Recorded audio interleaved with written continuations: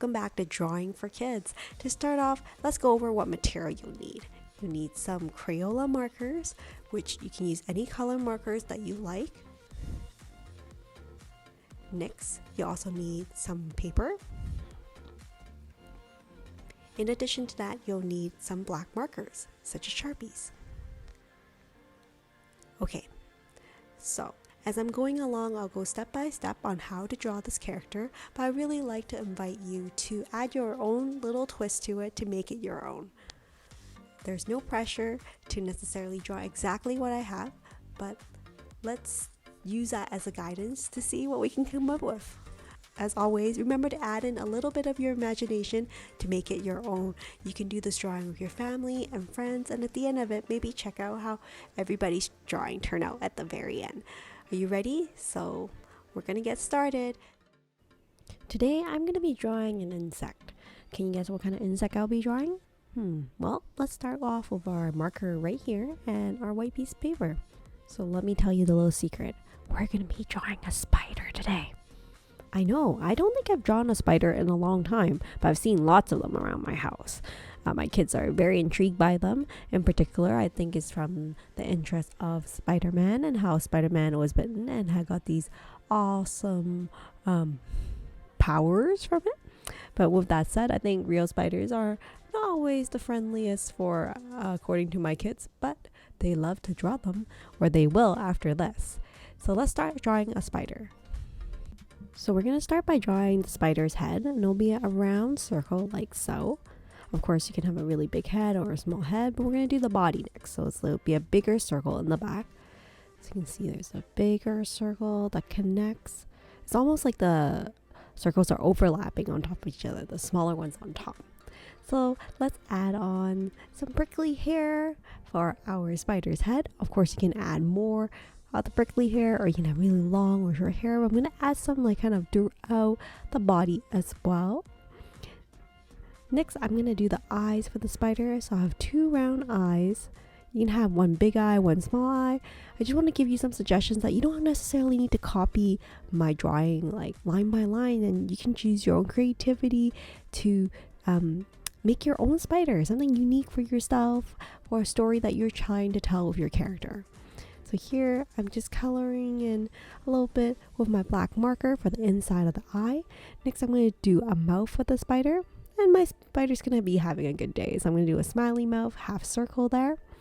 Next, I'm going to do the feet for the spider, and of course our spider is going to have its feet on both sides. So we're going to have 8 legs in total, so 4 on each side. So I'm going to start by drawing feet for the spider. So you can see they're like ovals that are not completely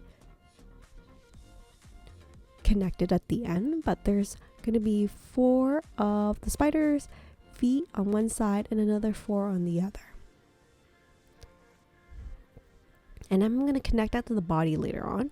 So for here, I have them pretty even out on each side, but if you want, you can have one kind of sticking out on the side. Maybe your spider's playing soccer, or maybe like playing dodgeball.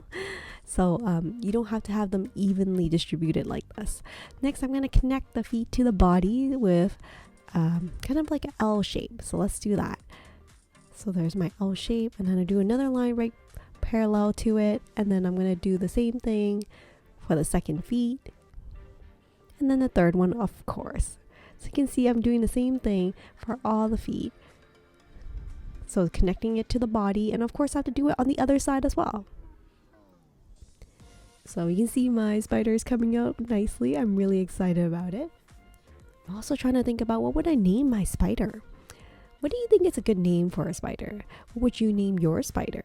Maybe I should just call my spider Spidey. I don't know, but I think giving your character or your spider a name could be a great way for you to start thinking about the story behind the spider and what it's doing. That can really help you think about the background for what you want to draw in the behind the spider. So let's say the spider is going to a costume party, then maybe you can draw a costume for them to wear, and then you can draw a background for where the party is going to be happening. If it's at the beach, or maybe it's at a disco center. So just some ideas. I always think it's a great idea to create a story for your drawing, so it's something kind of unique to your own, and it's a great way for you to use your creativity and talk about your drawing with the rest of your friends and family as well. Here I've just added a webbing that's coming from the back of the spider, so it's hanging from the top. Now if you have time, you can also cut out the white part from the background, and then you'll have your spider, and you can tape that to your window or to your wall with the permission of your parents, of course. And yeah, it's just some ideas of what you can do with the drawing. Here you can see I have my Crayola markers, and I'm just debating about what colors I want to do for my spider. Of course, I think like you have your typical spider colors, but for me, I think I'm going to play around with some cool color schemes. Maybe I can do a pink polka dotted spider. Have you seen a pink polka dotted spider before? Well, if you haven't, you're gonna know by the end of this video what a pink polka dotted spider is like. So I can do random polka dots here and there. Some are bigger polka dots, some are smaller polka dots. Just coloring in polka dots all over my spider. I'm going to add some polka dots onto the legs of the spider as well. And of course, you noticed that earlier I drew some fur and hair for the spider, so you can have different colors for those splotches of fur as well. Next, I'm going to use a blue color because I think it'll be nice to have like a nice contrast of pink and blue. One of my favorite parts of drawing is like choosing different color schemes and combination of colors I've never used before and see what comes up. So here I'm just coloring my blue spider, making sure that I color within the lines and also not leaving any white gaps. I hope you're enjoying this drawing so far, the Spidey that I'm drawing. And if you like, you can draw a whole family of Spideys on your drawing on your piece of paper as well. You can have a mommy, a daddy, maybe like brothers and sisters as well, and they can be all in different sizes and colors. I think that will be a really fun activity for the afternoon. So with that said, I'm just going to continue coloring in the rest of my spider.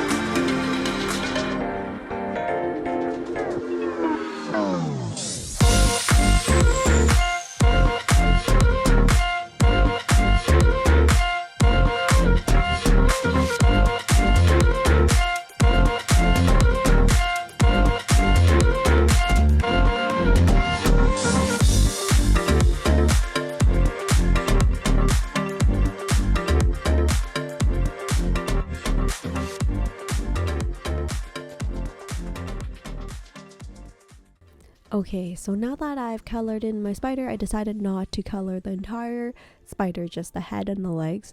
I'm gonna do a smaller spider on the side like I mentioned before. It'll be really fun to have a big spider and a small spider hanging out together.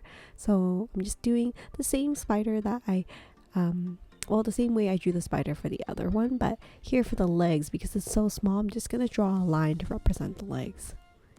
So there's my mini spider, and it's really happy. So it has these half moon eyes rather than really dark pupil. And I'm going to draw a webbing that's going to come down from the top to connect to the bottom for the mini spider.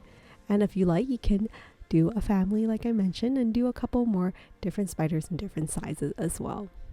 Well, I hope you enjoy this drawing for kids for the Smiley Spidey, because I had so much fun drawing the spider. I feel like there's just so many possibilities. Well, until next time, I'll see you in the next video. Stay safe and stay creative, everyone. Bye for now.